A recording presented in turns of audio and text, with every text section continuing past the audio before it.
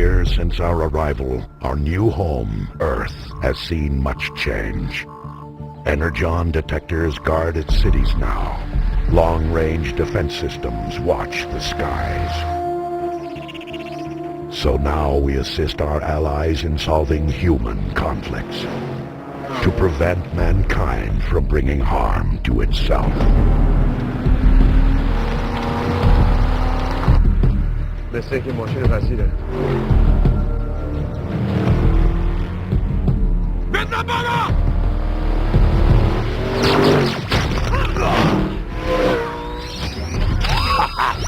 On the ground, per favore, and stay there!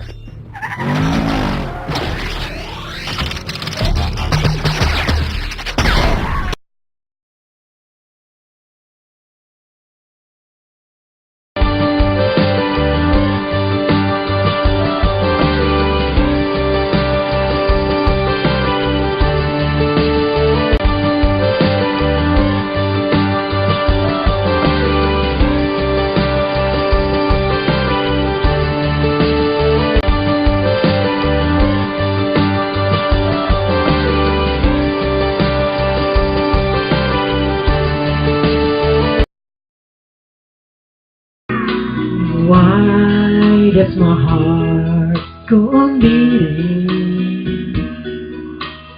Why do these eyes of mine cry? Don't they know it's the end of the world? It ended when you said goodbye.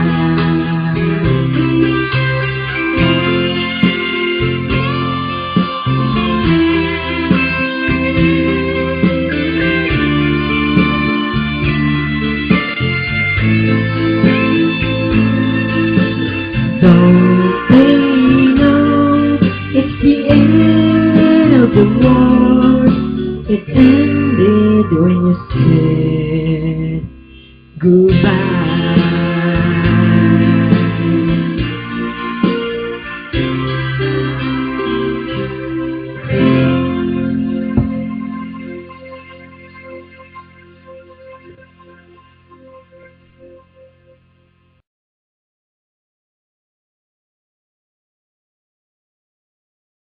The skulls and artifacts in this video are authentic from sites all around the globe. Feel free to share, but please do not download and respect the copyrights herein. Viewer discretion advised. So tell me straight, Rabbi, have any powerful people attempted to bury this knowledge? I tried to figure out where was the disconnect in history. This video is about the Nephilim, a mystery that goes back even further than Babylon. Enjoy the ride. Nephilim were on the earth in those days, and also afterwards, when the sons of God went in to the daughters of men and bore children by them. These were the mighty ones of old, famous warriors of ancient times. In all the 1st, 2nd, 3rd century, and then even the early Jewish commentators all stood on the same ground with this. Why is there such a disconnect? I researched something interesting. There was a second council in Constantinople from the early Roman Church. This was in 553. Right. They decreed that the teachings of Origen, an early church writer, on the subject of angels to be heresy. This guy here was found in Peru. And here's a little baby one from Peru. Take a look at that right there. Look at the little fingers on that going up that long head. And this, of course, is Siberia, Russia. Enoch. This is where Enoch was rejected. This is where the early church fathers started becoming objective. And if you see something here really interesting, they go really far with this. They're even saying that men cannot be possessed of demons in any shape, form, or fashion. Look at the size of the mallet on that one from Peru. He almost doesn't look friendly, does he? And this one here is from the sands of Iran. This is one of apparently about 20 from a dig site in Germany. Would you say there's anything at all about that guy there that doesn't look, I don't know, human? This one was found in Bolivia. Hold on to your seats. We're going to go over some unique features on these long heads in just a minute. Also found in Russia, Peru. The sheer mass on the back of some of these is astounding. Here's a child being held. Look at the size of that one in the middle. This may be the largest one in terms of head volume out of Peru. Now we're really starting to leave the it looks human range. This guy here was one of 13 found at a dig site in Mexico. It's a biblical Hebrew text, and you start finding a lot of strange anomalies. You know, you read about giants when Moses sent the spies over into Canaan, and they described this land being filled full of giants. You know, when the spies come back, they said, you know, we're the size of grasshoppers compared to these men. The word Nephilim often gets translated as giants. It is true there have been actual giants in history. This is Robert Wadlow. He's the tallest man ever officially recorded in this modern time period at 8 feet 11 inches. This photograph was taken by Roy Chapman Andrews during an expedition to Mongolia in 1922. The image ran one time in National Geographic magazine. It was never published in the magazine again. Samuel's describing a guy with 6 fingers and toes, and he's not calling it a deformity.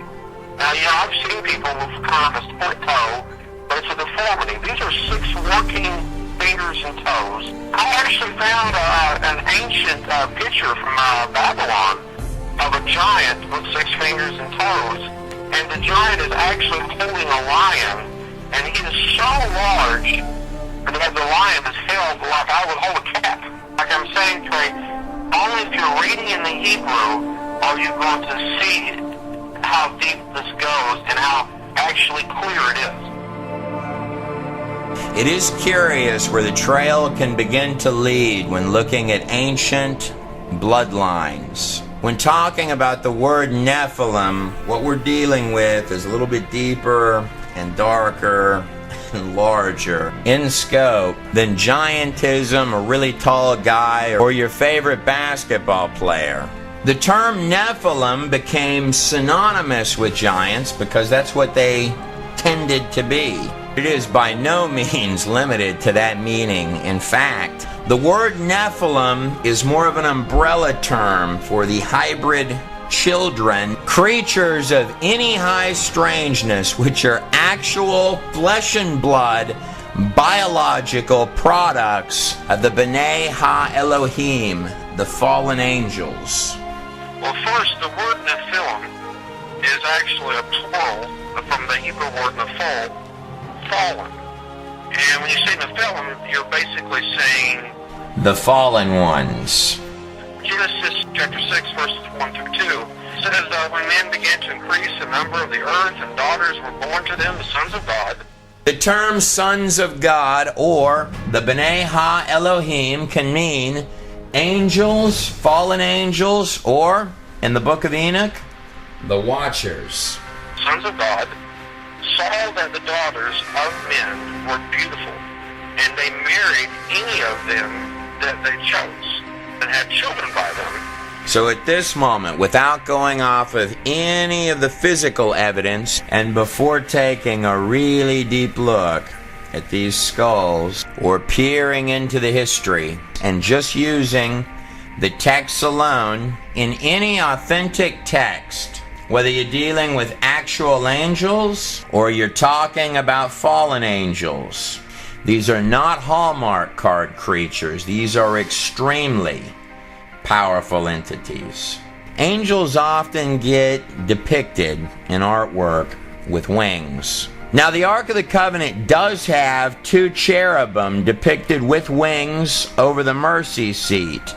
But, key term here, these angels are representing the cherubim at the throne of God in heaven.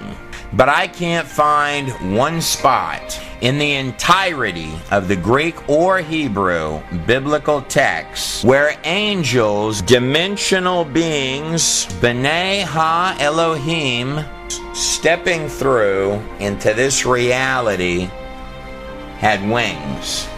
From the angels at the tomb of Jesus Christ, no wings. All the way back to Genesis, to the angels that visited Abraham, to the angel that dropped the chains from Peter's wrists and said, "Get up and come with me." Every iron-locked door opening before their path, and soldiers seeming to fall by the wayside, unconscious. Peter had some clout with someone somewhere that night. The soldiers that had fallen asleep woke up to be executed the very next day. The truth is, there are wealths of these throughout the text. The helping hand that seems to arrive in extremely particular moments when all hope might otherwise seem lost. Or messengers appearing to announce highly specific events in human history. Events and moments that would change everything.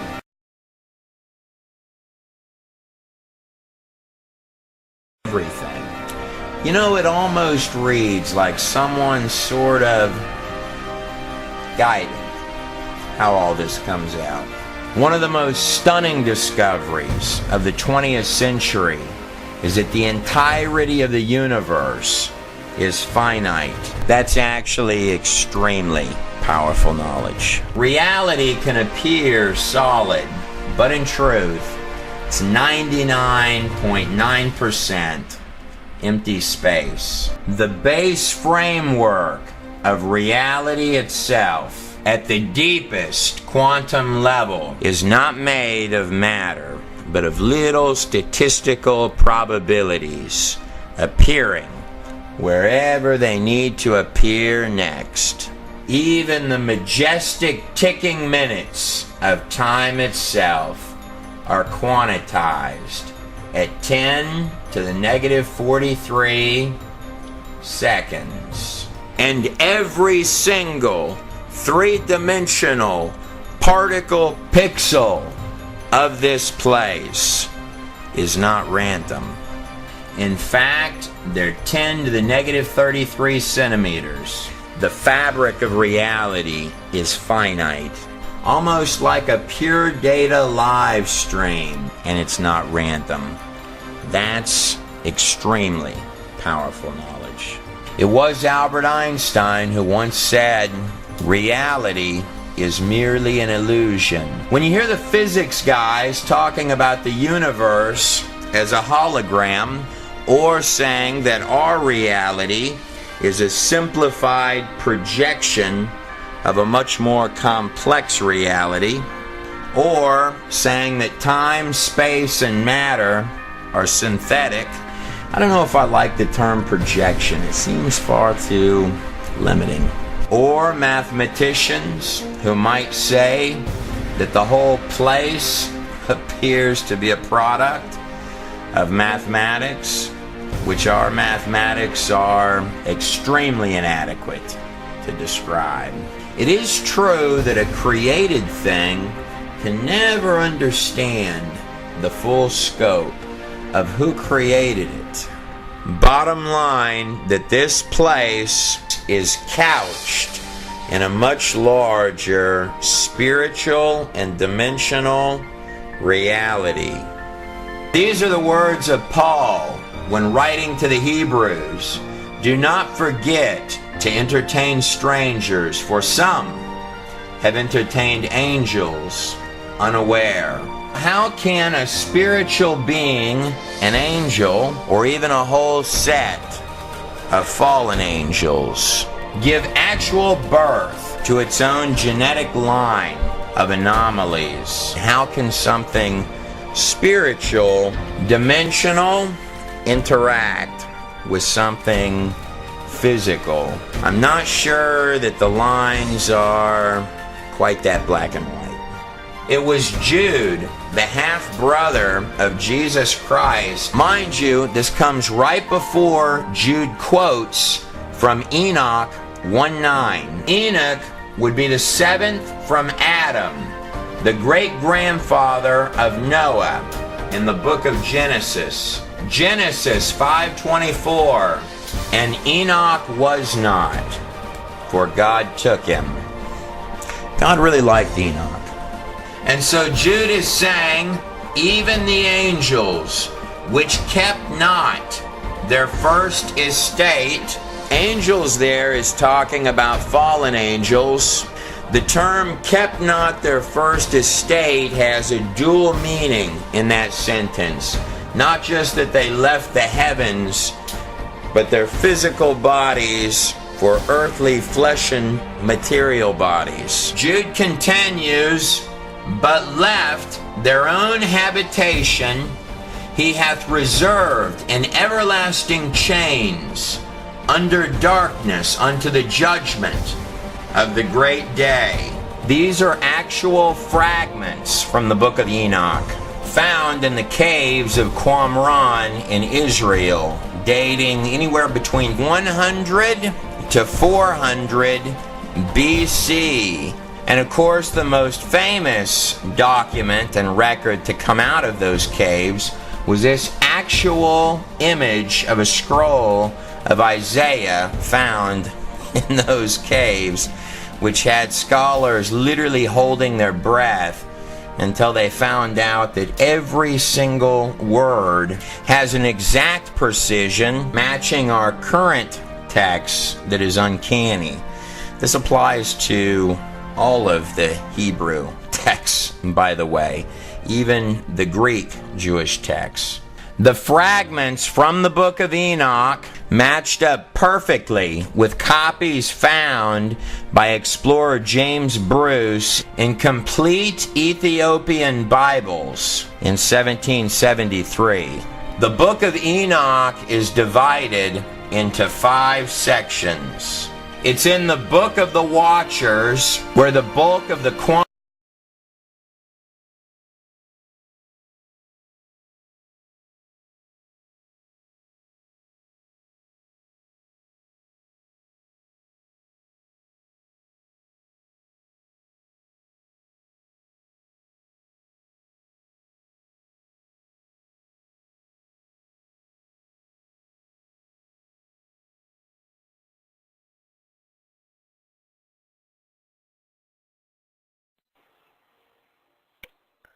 Fellowship, my baby 13 of the hexagon star. One of the 9 orders of angels is the principality. Principalities, the protectors of religions, guardian angels of cities, nations, rulers. They keep watch over nations and attempt to inspire their leaders to make wise decisions. Often depicted wearing soldiers' garb and sandals, they are seen in human form.